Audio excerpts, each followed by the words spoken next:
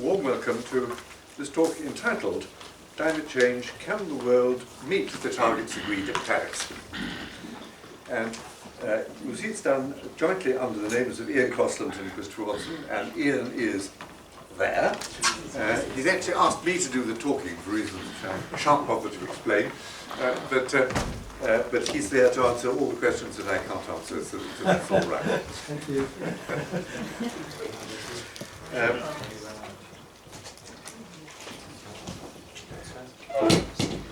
Although we chose that rather provocative title, I actually hope to cover a slightly broader theme, which is essentially what has British Pugwash been doing on the subject of energy policy since we first got interested in it, which was about 8 years ago. But I will rush rapidly over the first few years and concentrate largely on what's happened in the last couple of years, so that those of you who've heard the earlier part of the story don't get bored, not too bored anyhow. You'll all be aware that this is a comparatively new subject for British Pugwash to be interested in, and that was largely because we had a meeting on planetary boundaries by the keynote speaker being Johan Rockström, which was a most inspiring talk. And after that, all the audience started talking about what was their view about the right solution to the problem. And they all disagreed, and they disagreed with each other so disagreeably that we thought that we really must do something to try and find an orderly and civilized, a Pugwash-like dialogue on this subject. And we thought we could do that by putting together a small working group which would effortlessly put together a solution to at least the British part of the energy policy problem in a manner which would be fully acceptable to all concerned. And how wrong we were. No sooner had we put together the working group than we discovered that they all completely disagreed about what was the right way forward. So in the end we decided all that we could do was we could appoint 3 champions, one of whom which would champion the high nuclear pathway, one which would champion the high renewables pathway, and the third one, who's Ian, was the champion of the intermediate pathway, which he's agreed to do on condition that it had a large component of carbon capture and storage. So those 3, after a certain amount of altercation, eventually agreed amicably that they would each write one chapter of the report.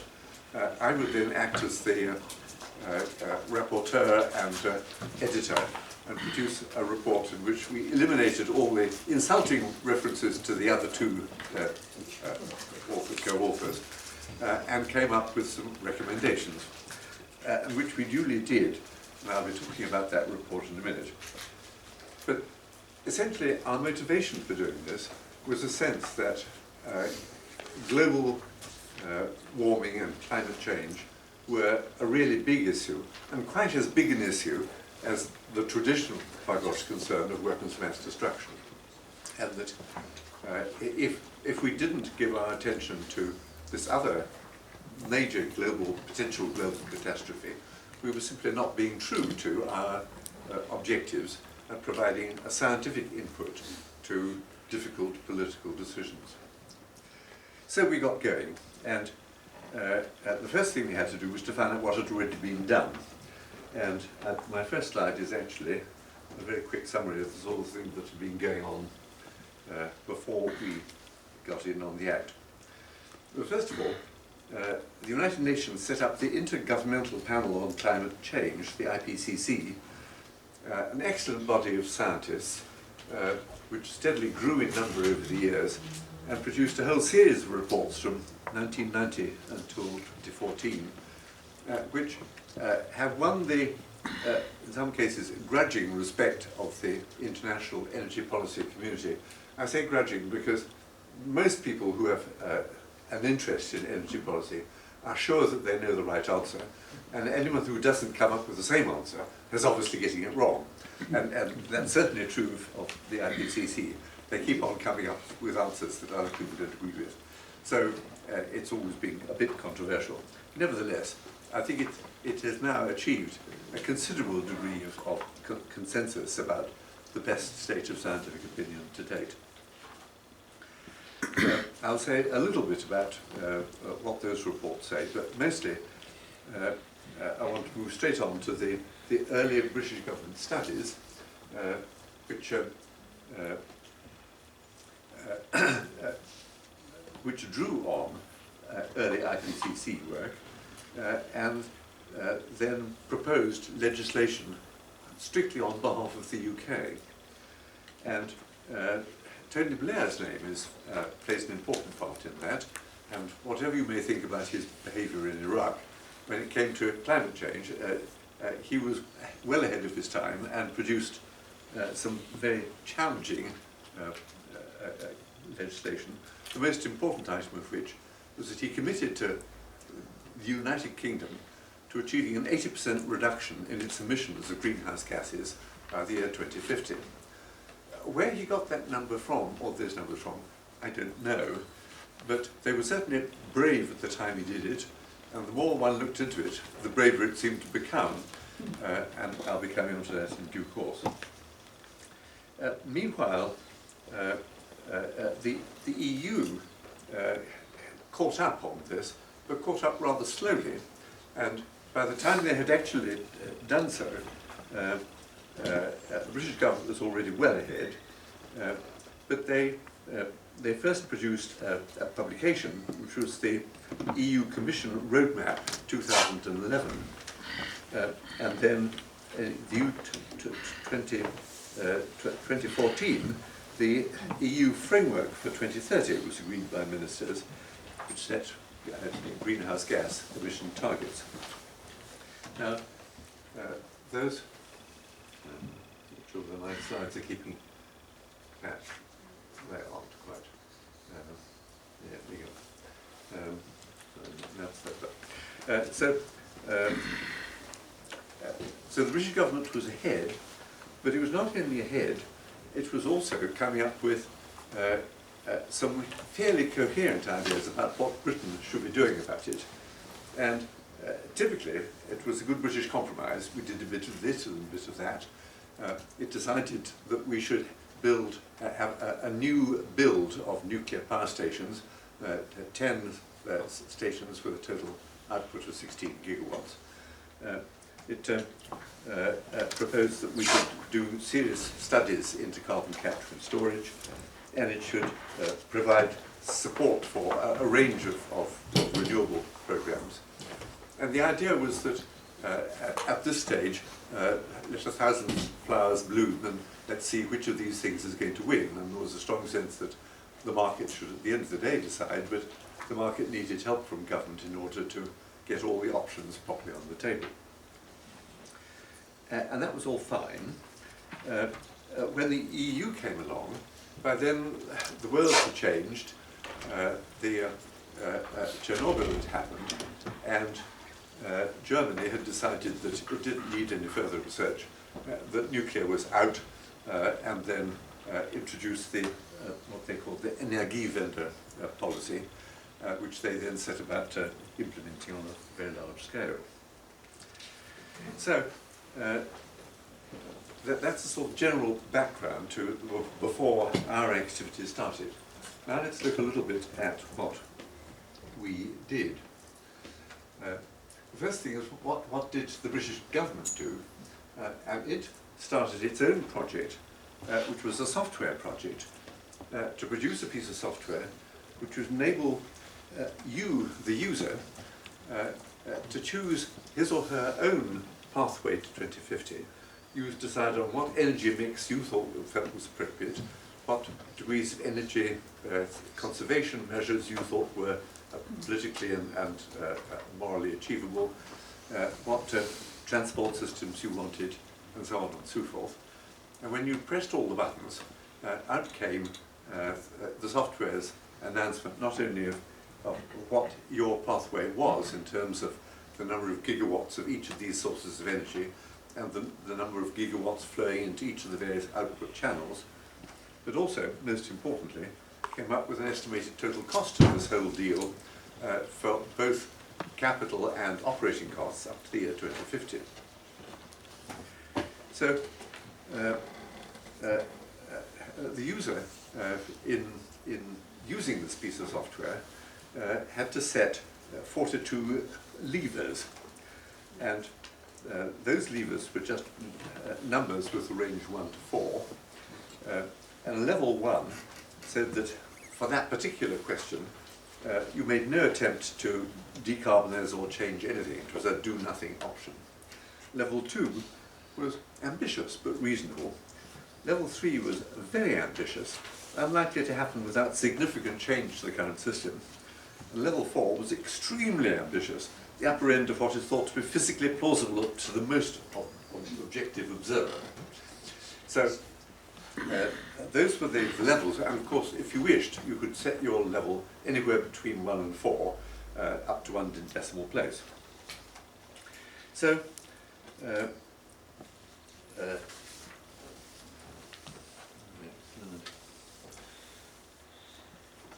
British Pugwash was quite quick off the mark in taking this piece of software and saying, we will now try and design our preferred pathways, because we'd already agreed we weren't going to have just one champion, we were going to have 3 champions, and each was free to design his own pathway, or her own pathway.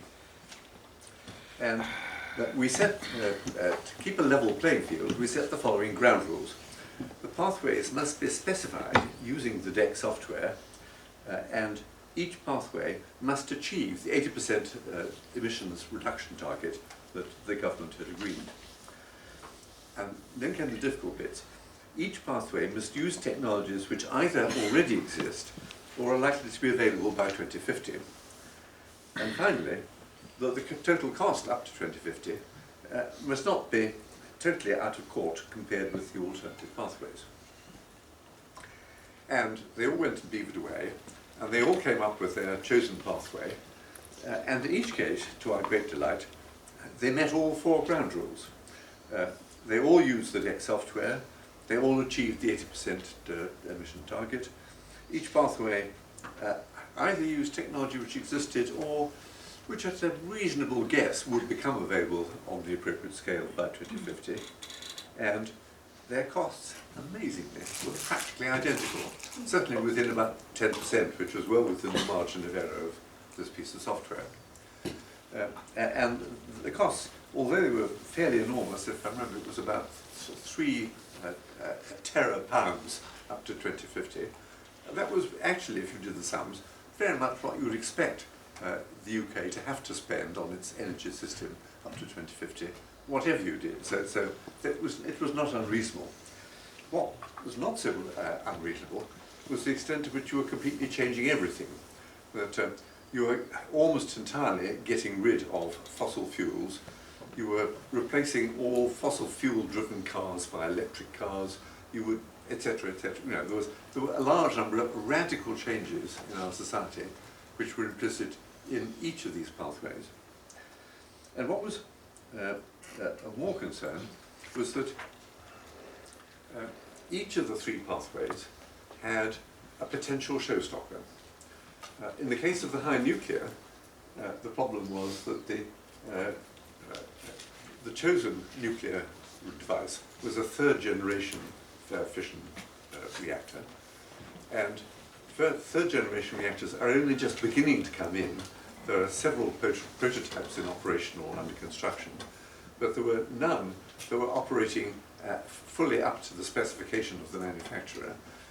And the question as to whether there were difficulties of principle going to emerge on the way was such that perhaps this was not going to be such a good idea. The hydro renewables approach was, had a different problem, because both windmills and silicon devices to generate solar energy were perfectly up and running, but both of those are intermittent sources. The sun inconveniently turns off at night, and the wind ceases to blow for several days per month, and at a rather unpredictable basis. So you had to have some solution to this problem of intermittency, and the renewables community had not at that stage come up with any solution which worked for a very high proportion of renewables. There were lots of possible solutions if you went up to 20 or 30% of renewables, but not much beyond that, and the high renewal pathway went well beyond that. And then the intermediate pathway, favoured by, or at least presented by Ian, was based on the carbon capture and storage technology, which existed in parts but had never been put together properly, and nobody really knew what a complete carbon capture and storage system would cost if produced on a full commercial scale. But it could be a great deal higher than the others. The costing assumptions of the DEC calculator were, shall we say, possibly optimistic. So, that was the... So here was our report. As you see, our cover is entirely neutral between all these various sources of power. We had nice third-generation nuclear reactor at the top, nice windmills or solar cells, and a rather early prototype carbon capture and storage device. So there they all were. Actually, if you now take a few more pictures while we're here. Yes. Yes, that's right. Yeah, I'll come back. On the actual achievement of the UK in implementing any of these pathways so far is somewhat limited. On the nuclear side, the plan was to generate 16 gigawatts of new build by about 2025, and then to phase out most of the existing reactors by 2035.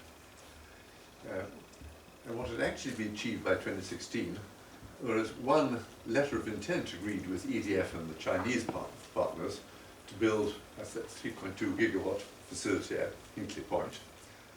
There are plans for 3.2 gigawatts at Sizewell, 2.7 at Wilfer, 2.7 at Ilbury, and 3.4 at Moorside. In other words, they add up to about 16 gigawatts as planned. But all of those are in the future, except for Hinkley Point, and that's really just a building site which is being cleared and been made ready for this plant.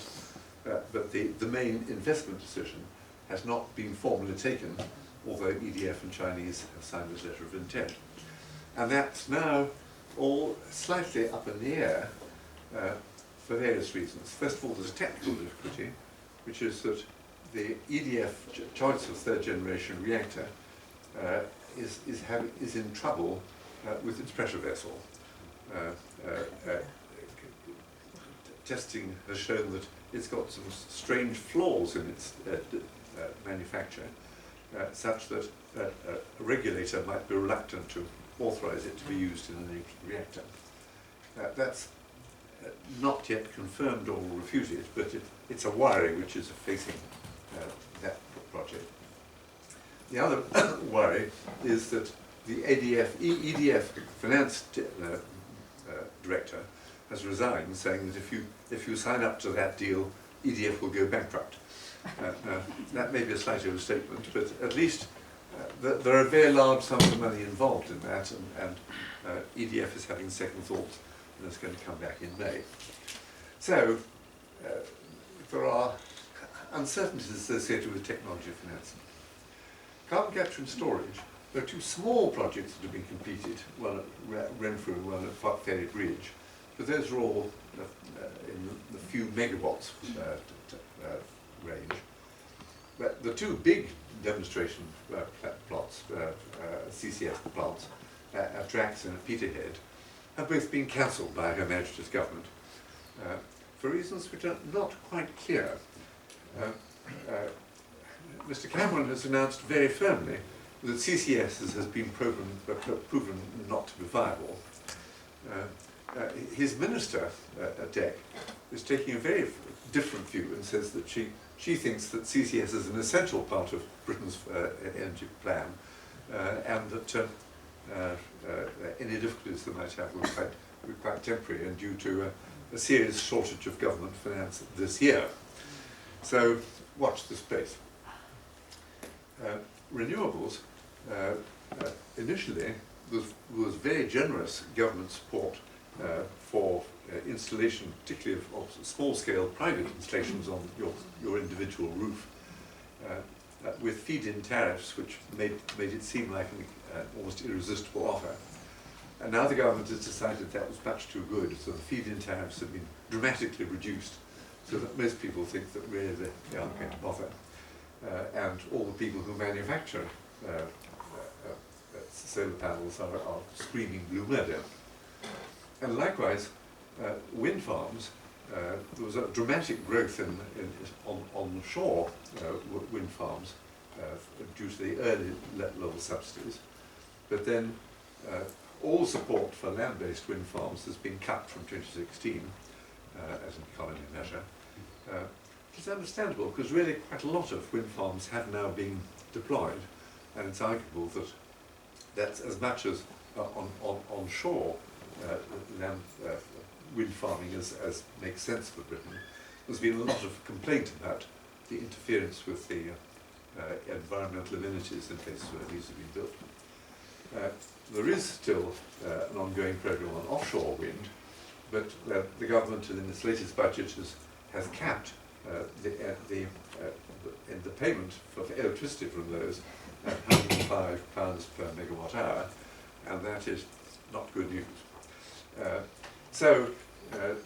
Generally, renewables is in a slightly tricky state, and it's not at all obvious that Britain is capable of meeting even its short-term energy commitments, let turn its long-term energy commitments in the manner originally proposed. In terms of the other things relevant to a total picture, shift to zero-emission transport, which was scheduled as essential and going to go ahead very rapidly, has made almost no significant progress as of 2015, and home insulation measures, which were supposed to really get a dramatic reduction in electrical energy consumption and gas consumption, again have made no significant progress in 2015.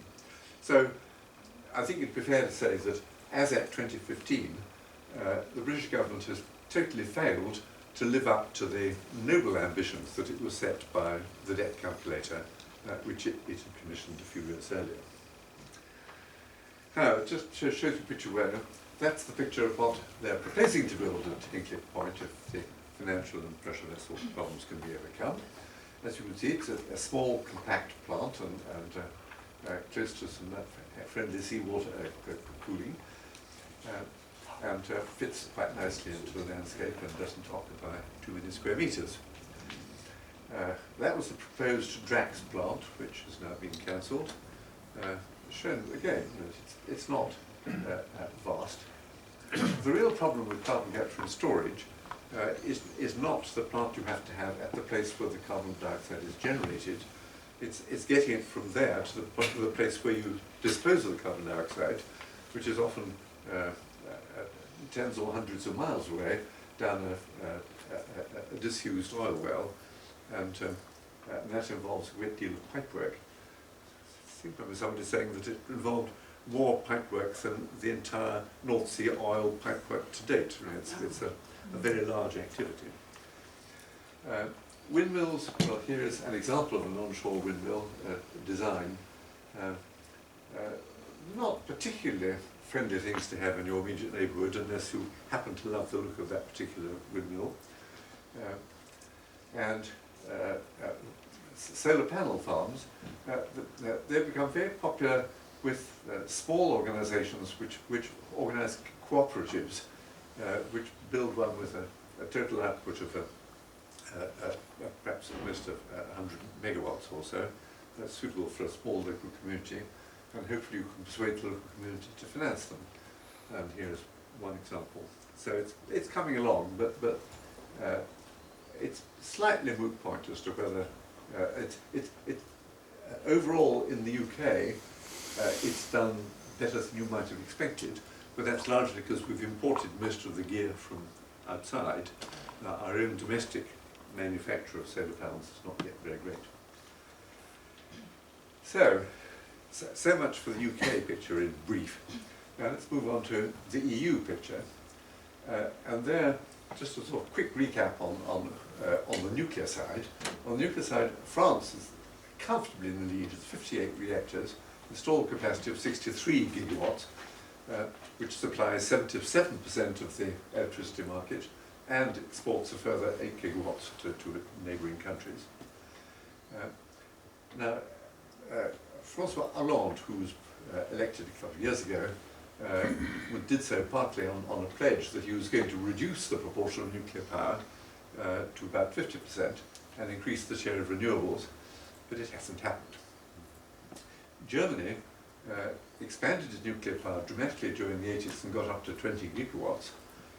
However, it had two domestic incidents at Hamm-Uhlentrop in 86 and at Greifswald in 89, and those created some popular discontent, but nothing compared with what happened after the Fukushima accident, when popular discontent became major, and so much so that within 3 months the German government had committed itself to close all its nuclear power plants by 2022 and to rely entirely on renewables.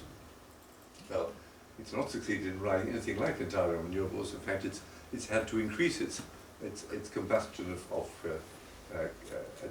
nasty coal, as its emissions have, if anything, increased rather than decreased.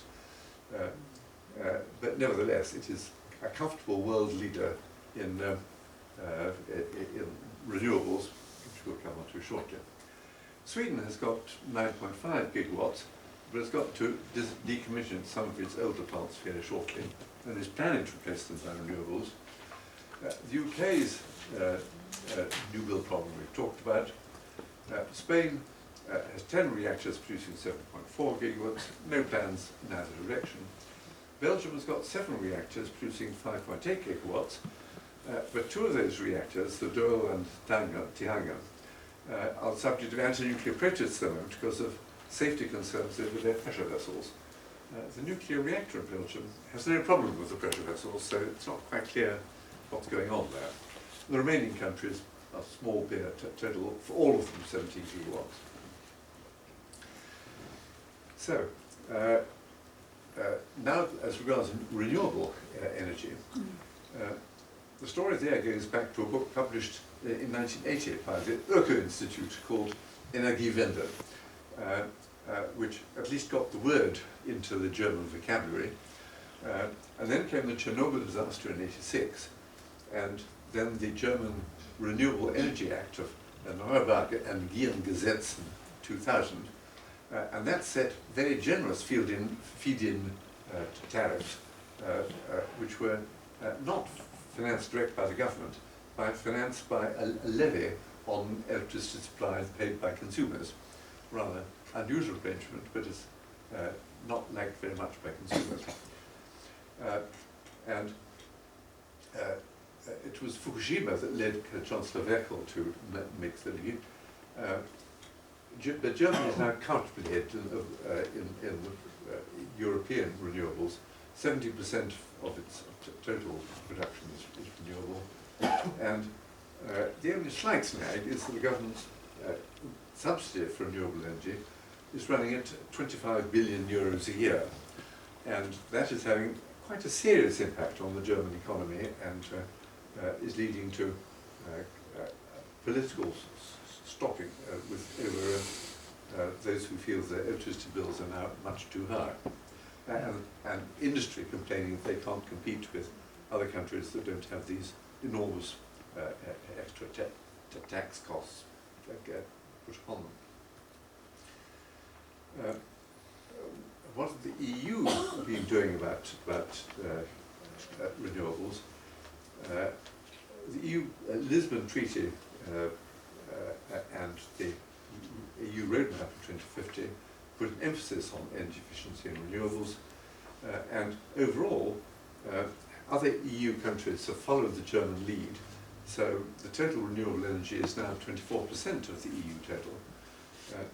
And that's now largely biomass, with hydropower significant, wind 10%, solar 5%. It's quite small for this too. But overall, the EU is now the world's second largest producer of renewable energy, producing 70% of its solar and 40% of its wind. So, and the renewables directorates set national targets for renewables by 2020, and with an overall EU target of 20%. And most EU countries are well behind that target. And most EU states that are trying to meet those targets are giving large government subsidies. I mentioned the German one, but Italy, Spain and the UK each are spending about 10 billion euros on it. And then you still have to worry about the feed-in tariffs of the Germans. So, all this has led to protests against the distortion of the energy market by the scale of government subsidies. And leading those protests in a German team, Hans Burser et al., 2014, a group of finance and investment experts who produced a whole list of reasons why this really wasn't working as a long-term economically sensible area. The European Physical Society Energy Group, which I since now member, produced a position paper published in Nature in 2015, and it concluded that the EU policy needed a major review.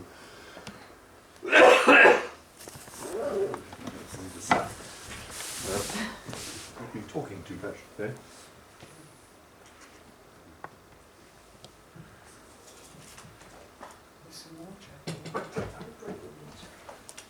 Oh, that's the very good.